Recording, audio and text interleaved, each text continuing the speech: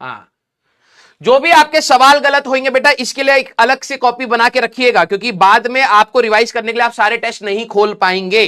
ठीक है, तो आपको क्या करना पड़ेगा, आपको एक अलग से कॉपी रखनी है। एटलीस्ट आप जो क्वेश्चंस आपसे गलत हुए हैं, भले ही 4 हुए, 5 हुए, 3 हुए, 2 हुए, जो भी गलत हुए, प्लीज उनके कंसेप्ट को जरूर लिख लीजिएगा, सो दैट कि आप आखिरी में अपनी गलतियों को रिवाइज कर पाए जो आपसे टेस्ट में गलतियां हुई हैं। क्लियर? हाँ, ओके। अच्छा, जिनका marks up to the marks नहीं है, ठीक है, जिनको लग रहा है कि शायद और बढ़ सकता था, आप प्लीज ये चीज देखिए कि आपसे गलतियां कहां हुई। ठीक है, सारे बच्चे जरा एक चीज पर ध्यान देना। ठीक है, आपका जो टेस्ट में आप 100 का टारगेट मत लीजिए, आपका जो टेस्ट में नेगेटिव मार्किंग हुई है, सारे बच्चे एक बार उसका बताएं कि कितने मार्क्स आपने गलती में खोए। ठीक है, देखो मार्क्स कम आने के 2 कारण हो सकते हैं, एक कि आपने पढ़ा ना हो, दूसरा जो आपने पढ़ा हो वो खोखला हो। ठीक है, तो नेगेटिव मार्किंग मेरे हिसाब से पहली प्रायोरिटी होनी चाहिए, फर्स्ट प्रायोरिटी आपकी ये होनी चाहिए कि आप एटलीस्ट जो चीज पढ़ी है उसको गलत ना करें। क्लियर? Yes, very good.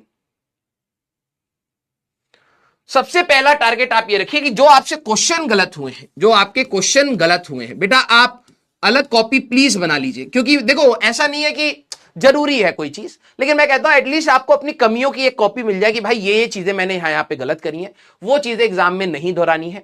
आपको इसी लेवल का ही जेईई मेंस का पेपर मिलेगा। आप सभी लोगों ने जेईई मेंस दिया भी है, आप सभी लोगों को पता है कि ज्यादा टफ जेईई मेंस का फिजिक्स वाला पार्ट नहीं आता है। ठीक है, आपके फॉर्मूला बेस्ड सवाल हैं, आपके फॉर्मूला अच्छे से आते हैं, आपकी कैलकुलेशन ठीक है, आप क्वेश्चन को ढंग से रीड कर रहे हैं, उसमें आप अच्छे से एक जेईई मेंस का सवाल, मतलब जेईई मेंस के अटेम्प्ट को अच्छे से निपटा सकते हैं और एक अच्छा एनआईटी आपके हाथ में आ सकता है। तो जो भी आपके क्वेश्चन गलत हुए हैं, प्लीज मेरी ये रिक्वेस्ट है कि उसको आप अलग से नोट डाउन करिए। ठीक है, और जो चीज गलती हुई है उसको मत दोहराइए। ठीक है, क्योंकि देखिए जब आप प्रैक्टिस करते हैं तो आपसे जो गलतियां होती है आप उसको इतना लाइटली ले लेते हैं कि आपको लगता है ठीक है अगली बार नहीं होगी, लेकिन एग्जाम में अगर वो चीज गलती जा रही है तो फिर ध्यान रखना है कि भाई एग्जाम तक वो गलती आ चुकी है और अगले एग्जाम में मेरे को ये चीज नहीं करनी है। क्लियर? Yes, yes. भाई देखो टाइम तो आप ही लोगों को मैनेज करना पड़ेगा। ठीक है, एक बच्चा कह रहा है सर मेरा टाइम ज्यादा वेस्ट हो रहा है, तो इसमें मैं क्या कर सकता हूं बेटा? एट द एंड तू ही डिसाइड कर रहा है ना। जब तेरे पास 2 मौके हैं, एक पढ़ने का और एक कुछ और चीज करने का, और तेरे को पता है कि तेरे पास पीछे बैकलॉग है या फिर तेरे को और प्रैक्टिस की रिक्वायरमेंट है, अगर तेरे को लग रहा है कि पढ़ाई ज्यादा इंपॉर्टेंट नहीं है तो इसमें मैं कुछ नहीं कर पाऊंगा। देखो सीधी सी बात यह है, जो बच्चा अपने करियर के लिए जो समझ रहा है कि भाई ये 7-8 महीने मेरे लिए कितने इंपॉर्टेंट है, मैंने क्यों इस साल ड्रॉप लिया है, अगर उसको बार बार ये बताना पड़ रहा है कि भाई तूने क्यों ड्रॉप लिया है, तो फिर फायदा नहीं है ना। एक अच्छा बच्चा, एक अच्छा ड्रॉपर वही होता है भाई तुम लोग एक ना कहते हैं ना एक धक्का खा चुके हो, और इसके बाद भी अगर आपको ये हो रहा है कि सर मेरा टाइम वेस्ट हो रहा है, मेरे को मोटिवेशन नहीं आ रहा है, मेरे को पढ़ने का मन नहीं कर रहा है, तो आई थिंक आपका ये डिसीजन कहीं ना कहीं गलत प्रूव हो जाएगा बाद में। ठीक है, इसको सुधारने के लिए बेटा प्लीज मान लीजिए मेरी बात, आपका बहुत ही कम टाइम बचा है भाई, जून हो चुका है, अप्रोक्सीमेटली 6 महीने ही हमें बचे हैं, जिसमें हमें पढ़ना भी है, आपको पढ़ना भी है, प्रैक्टिस भी करनी है, और जनवरी में ही आपका अटेम्प्ट है। ठीक है, तो प्लीज इट्स माय रिक्वेस्ट कि आप सभी लोग अपने आप को इस डायरेक्शन में मत फेंकिए कि भाई कि मेरे पास समय है, मैं कुछ और कर लेता हूं, ये कर लेता हूं। आपने ड्रॉप ही पढ़ने के लिए लिया है, सिर्फ पढ़ने के लिए। अगर आपने मोबाइल देखने के लिए या खेलने के लिए ड्रॉप लिया है तो वो अलग बात है, लेकिन अगर आपने जेईई की रैंक के लिए पढ़ने के लिए ड्रॉप लिया है तो प्लीज आप पढ़ाई करिए। आपके खुद के बोले हुए वर्ड्स आप नहीं फॉलो करोगे तो कौन फॉलो करेगा, खुद सोचिए। ठीक है, तो it's your responsibility as well. Clear? Yes, हाँ, ओके। तो जो भी आपकी गलतियां रही हैं, अगला टेस्ट आई थिंक आपका जेईई मेंस लेवल का टेस्ट होगा, जो फुल फ्लेजेड आपका टेस्ट रहेगा, और मेरे हिसाब से उसमें 1D एंड 2D कंप्लीट आपका आएगा। ठीक है, तो आप सभी लोग अपनी प्रैक्टिस को सुधारिए, अपने पीवाईक्यूज लगाइए, जितना प्रैक्टिस कर सकते हो उतना करिए।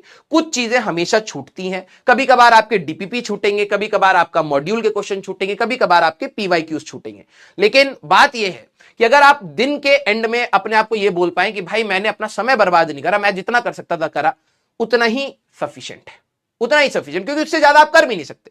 अगर आपके पास 24 घंटे और मैं आपसे पूछूं, सारे बच्चे एक बार बताना, अगर मैं आपसे पूछूं कि क्या आप अपने एक दिन को या फिर अभी तक जो आप दिन जिस हिसाब से बिता रहे हैं, ठीक है, क्या उसमें आप एक्स्ट्रा एफर्ट्स डाल सकते हैं, क्या उसमें आप एक्स्ट्रा टाइम निकाल सकते हैं? हाँ या ना में मुझे जवाब दीजिए। बेसिक मैथ्स बेटा चैप्टर नहीं है, उसके ऊपर आपको अपने 1D एंड 2D में मिक्स होकर सवाल मिल जाएंगे। अगर आप बेसिक मैथ्स जानते हैं तभी आप वो सवाल कर पाएंगे। अब वेक्टर्स है एंड ऑल, ये सारी चीजें वो मिक्स होकर आपको मिलेंगी, ठीक है। खुद सोच के बता दीजिए, अगर 24 घंटे जो आपके हो रहे हैं, हर दिन आप 24 घंटा निकाल रहे हैं, क्या उसके अंदर आप एक्स्ट्रा और कर सकते हैं? जिनका जवाब नहीं है कि सर अब मेरा ये एक्सट्रीम है, तो अब आपको घबराना नहीं है कि भले आपके मार्क्स ना आए। मैं लिटरली बता रहा हूं, जिसका ये जवाब है कि नहीं सर मेरा 24 घंटा पूरा लग चुका है, अब मेरे पास एक्स्ट्रा 1 मिनट का भी या 1 घंटे का भी एक्स्ट्रा टाइम नहीं है, मैं नहीं दे सकता, इसके बाद आपका जेईई मेंस हो या फिर ना हो, मैं बिलीव मी, ठीक है, आप बिल्कुल सही रास्ते पर है, ठीक है, बिल्कुल सही रास्ते पर है। क्योंकि ये तो एक एग्जाम है, आप अपना मैक्सिमम इनपुट दे पा रहे हैं, यही एक चाहिए होता है एक एग्जाम के लिए। सिलेक्शन हो या ना हो वो अलग बात हो गई, ठीक है, नहीं भी होगा तब भी आप सक्सेसफुल हो जाएंगे, क्योंकि आपने अपने दिन को पकड़ना सीख लिया है, ठीक है। अब जो बच्चे यस लिख रहे हैं, इसके बाद अब वही बात है कि आप जानते हुए, ठीक है, आप एक बार रुक, मैं इसलिए कहता हूं प्रैक्टिकल होना बहुत जरूरी है। आप एक बार रुक के जरा खुद सोचा करो कि यार कि मैं जिस तरीके से अपना पूरा दिन बिता रहा हूं, क्या उसमें और चीजें करी जा सकती हैं? बस सीधा सा सवाल। अगर आपका आंसर है यस, अब ये नहीं कि मैं कैसे करूंगा, अब चुपचाप भाई मेरे को समय वेस्ट नहीं करना है, क्योंकि आप ज्यादा से ज्यादा एनालाइज करोगे, मैं यहां समय काटूंगा, मैं वहां समय काटूंगा, उसमें भी समय बर्बाद जाएगा, उसमें भी फ्रस्ट्रेशन आएगी। चुपचाप जब आपको पता है कि आप अभी और अपने इनपुट दे सकते हैं, तो प्लीज आप अपने इनपुट्स को बढ़ाते चलिए, यही आपके हाथ में है और कुछ नहीं है बेटा। क्लियर?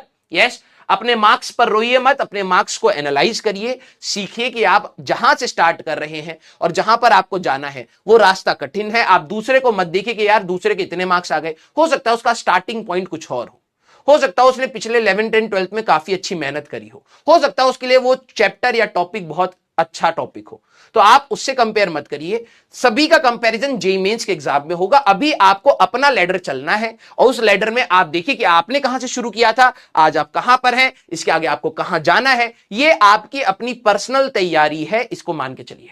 क्लियर? यस? हाँ, क्लियर? हाँ, सभी बच्चे अपने मार्क्स को इंक्रीज करने की कोशिश करें, अभी दूसरे से कंपेयर करना ही नहीं है, आप अपने को मैक्सिमम पर लेके जाइए और जेईई मेंस में जब आप बैठे तो आप अपने मैक्सिमम पोटेंशियल पर होने चाहिए, वही आप कर सकते थे। आपको कैसे पता कि दूसरा कितना अच्छा कर रहा है नहीं कर रहा है? क्या पता उसका एग्जाम वाले दिन तबियत खराब हो या एग्जाम वाला दिन उसके लिए बेस्ट हो, यू डोंट नो ना। आपको यह बात पता है कि भाई मैं जिस दिन एग्जाम में बैठूं मैं जितना पढ़ सकूं उतना पढ़ के जाऊं, बस यही मेरे हाथ में, ठीक है। तो आप अपने मैक्सिमम पोटेंशियल को अटेन करने की कोशिश करिए बेटा, और जिस दिन आप एग्जाम में जाएं एक बार अच्छे से एग्जाम देके आ जाइए, छोड़ दीजिए उसके बाद। जिसने तुमसे अगर पूरी दुनिया आगे निकल गई कोई दिक्कत नहीं है, भाई हम इतना ही कर सकते थे हमने कर लिया। ये ना हो कि एग्जाम होने के बाद तुम कहो कि फिर से जो तुम्हारे को अभी रिग्रेट हुआ था, यार काश मैंने पढ़ा होता, ये वाला रिग्रेट भाई जिंदगी भर लेके जाओगे। अब तुमने 1 साल ड्रॉप दे दिया है, ठीक है, जिंदगी भर रह जाएगा कि यार मैंने सेकंड बार भी वही चीजें करी जो मैंने 11, 12 में करी थी, वही गलतियां दोहरा दी। तो प्लीज आप सभी लोग इतने मैच्योर हो, आप एक झटका खा चुके हो, आप 2 शिफ्ट दे चुके हो जेईई मेंस की, एटलीस्ट आपको एग्जाम का फियर थोड़ा सा कम होगा। आप समझ पाए हो कि पैटर्न कैसा है, एग्जाम में आपके इमोशनल कैसे चीजें चलती हैं, एग्जाम से पहले आपका कैसा बिहेवियर रहता है, आप सभी चीजें जान चुके हो। 12वीं क्लास के बच्चे को भी पता नहीं है जेईई मेंस से पहले कितना डर लगता है, उस समय बोर्ड्स होते हैं तो क्या फील आती है, ठीक है, कैसे आपको सारी चीजों में स्विच करना होता है, मैनेज करना होता है। तो ये सारी चीजें आप कर चुके हो बेटा, ठीक है। प्लीज अपनी जो अच्छी चीजें हैं उस पर फोकस करिए और अपने मैक्सिमम पोटेंशियल पर पहुंचने की कोशिश करिए। क्लियर? क्वेश्चन गलत होंगे, आगे वाले टेस्ट में भी होंगे, आगे वाले टेस्ट में सिली मिस्टेक्स भी होंगी, आगे वाले टेस्ट में बैकलॉग भी आपका रहेगा, मैं पहले ही बता रहा हूं, ये रियलिटी है। आप आगे जो भी टेस्ट आपका आएगा, बिलीव मी, आपके उसमें भी सवाल गलत होंगे, उसमें भी नए सवाल आपको मिलेंगे, उसमें भी आपके कैलकुलेशन एरर्स होंगी, उसमें भी आपका बैकलॉग होगा, उसमें भी आपका फ्रस्ट्रेशन होगा। ये पार्ट फिक्स्ड है हमारी तैयारी में, इसको आप चेंज नहीं कर सकते। जो चीज चेंज कर सकते हैं कि हम अपनी गलतियों से सीखें और अगले टेस्ट में इससे बेहतर करने का प्रयास करें। That's it. क्लियर? हाँ या ना? ओके बेटा, पॉजिटिव एटीट्यूड हमें लाइफ में रखना ही पड़ेगा, क्योंकि नेगेटिव से कुछ भी नहीं मिलता है, ठीक है। पॉजिटिव से एटलीस्ट गुंजाइश तो है कि यार कुछ अच्छा हो जाए, राइट? आप रीअटेम्प्ट कर सकते हैं, बिल्कुल कर सकते हैं अटेम्प्ट, ठीक है, लेकिन मैं कहूंगा कि अब आप अपनी एनर्जी प्रैक्टिस पर ज्यादा लगाइए, टेस्ट पर नहीं। एक बार टेस्ट देखिए, गलत हुआ उसको अलग से लिख लीजिए, यार ये गलती नहीं करूंगा, अब अगले टेस्ट का टारगेट। सारे बच्चे अपना अगला टेस्ट का टारगेट अभी से बना लीजिए, ये नहीं कि सर वो तो पता नहीं हमारा जुलाई में इस तारीख को है, मैं एक हफ्ते पहले से करूंगा। नहीं, अगला टेस्ट का टारगेट आज से लीजिए।